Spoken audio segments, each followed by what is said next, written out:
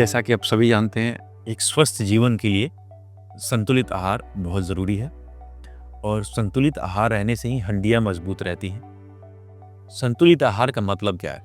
संतुलित आहार का मतलब है कि बॉडी में जो कार्बोहाइड्रेट हैं, जो प्रोटीन है और फैट है, ये चर्बी, प्रोटीन, चर्बी और कार्बोहाइड्रेट, ये तीनों का एक सम्मिलित आहार है जो कि हमारे शरीर को ऊर्जा, ताकत देती है।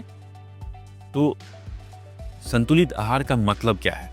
प्रोपोर्शन के हिसाब से अगर देखें, परसेंटेज के हिसाब से कि अगर हम खाना खा रहे हैं, उसमें फैट का कितना परसेंटेज होना चाहिए, प्रोटीन का कितना परसेंटेज होना चाहिए और कार्बोहाइड्रेट का कितना परसेंटेज होना चाहिए। तो अगर संतुलित आहार में देखें तो हमारे बॉडी में 25% जो बॉडी जो हम लोग खाना खाते हैं उसमें हमारा प्रोटीन होता है।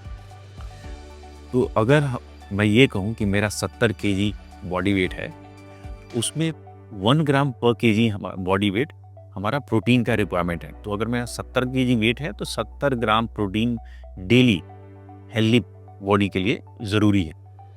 वैसे ही डाइट में 25% protein, 25% fibre which carbohydrate, 40% vegetables और फ्रूट्स और 10% फैट, ये एक संतुलित आहार की परिभाषा है। संतुलित आहार लेने से हमारे शरीर को न्यूट्रिशन मिलता है, ऑप्टिमल न्यूट्रिशन, जो कि हमारे शरीर को ताकत देगा, हमारी ऊर्जा देगी और हमारे फोकस, कंसंट्रेशन के साथ हम काम करेंगे।